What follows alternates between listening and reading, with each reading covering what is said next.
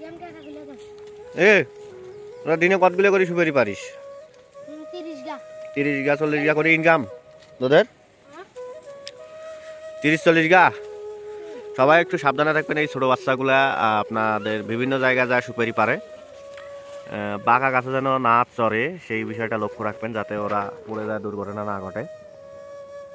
আসলে আমাদের উচিত, এরা কিন্তু দূর দূরান্ত থেকে আসে আর কি, যদিও বা আমার এই গাছটাতে চড়ে দেওয়া তাদেরকে ঠিক হয় নাই। দেখেন তারা কত দ্রুতই চড়তেছে গাছগুলোতে নির্ভয়ে। আসলে গাছটা অনেক বিপজ্জনক মনে হচ্ছে, যদিও বা গাছটা বিপজ্জনক মনে হচ্ছে, তারা কিন্তু অনায়াসে, তারা বোঝে না, যার জন্য কিন্তু চড়তেছে গাছগুলো। এই জন্য আপনারা সবসময় চেষ্টা করবেন তাদেরকে ভালো কোনো গাছে চড়ে দেওয়ার জন্য। দেখেন গাছটা কোথায় আসছে আর কি, বাতাসে, তারপরও সে কিন্তু বুঝতে পারে নাই, যার জন্য কিন্তু চড়ছিল। আপনাদের আমি দেখাচ্ছি বিষয়টা, বাতাসে কিন্তু অনেক দূর হেলে গাছটা অনেক দূর চলে আসছিল।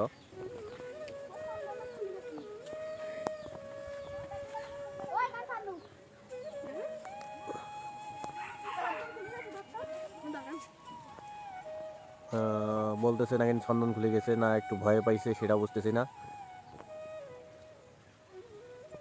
খুব কষ্ট করে কিন্তু তারা চড়ে।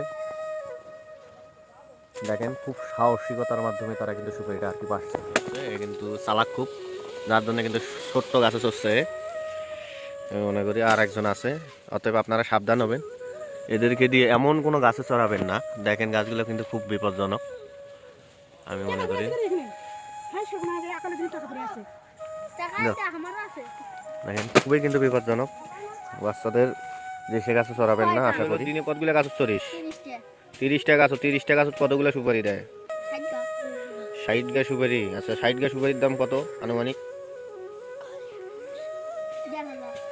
1,500 টাকা তোদের ইনকাম দিনে, দৈনিক? তোরা 3 জন এইখানে যা, তুই আজ কয়টা গাছ চড়ছিস সেটা কয়া। 35 টাকা গাছ চড়ছিস? আমাদের এখানে কয়টা চড়ছিস? 5টা গাছের জন্য কয় গা সুপারি দেওয়া লাগবো? 2.5 গা। তুই কয়টা গাছ চড়ছিস আজকে মোটায়? 30 টাকা গাছ চড়ছিস। 5 30 150টা সুপারি। 150টা সুপারির দাম কয় টাকা হবে? 400-500। প্রিয় দর্শক, আপনারা একটু সাবধান থাকবেন, এই বাচ্চাগুলো কিন্তু না বুঝে কিন্তু যে সে গাছে চড়ে।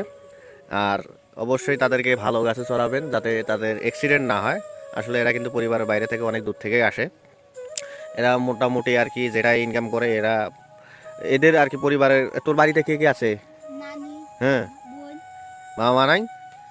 এই দেখেন এই বাচ্চাটার কিন্তু বাবা মা নাই, অতএব এই বাচ্চাটার কিন্তু অনেক সময় দেখা যাবে যে এই বাচ্চাটার বোধ শক্তি কোনো কিছুই নাই, যার কারণে সে কিন্তু চলে আসছে সুপারি পাড়ার জন্য। আর তোর বাড়ির আব্বু আম্মু নাই? এই দেখেন এরও কিন্তু মা নাই, যার কারণে কিন্তু এরা কিন্তু বোঝে না, যার জন্য এই যে আর একটা মানে সৎ মা যেটাকে বলা যায়। তোর বাড়ির? আচ্ছা, তাহলে তুই যে বাসা থেকে আসিস তো কিছু বলে না? এই যে পড়ে যাওয়ার ভয় থাকে না? তোরা যে সে গাছে চড়িস, এটা পড়ে যাওয়ার কোনো ভয় থাকে না? থাকে। তারপর টাকার জন্য তো সবকিছু করা যাবে না। তোরা দেখবি বাঁকা গাছে কোনো চড়বি না, পাতলা কোনো গাছে চড়বি না, সবসময় মোড়া গাছে চড়ার চেষ্টা করবি। পাতলা গাছে তোরা তো তোদের বয়স তো সেরকম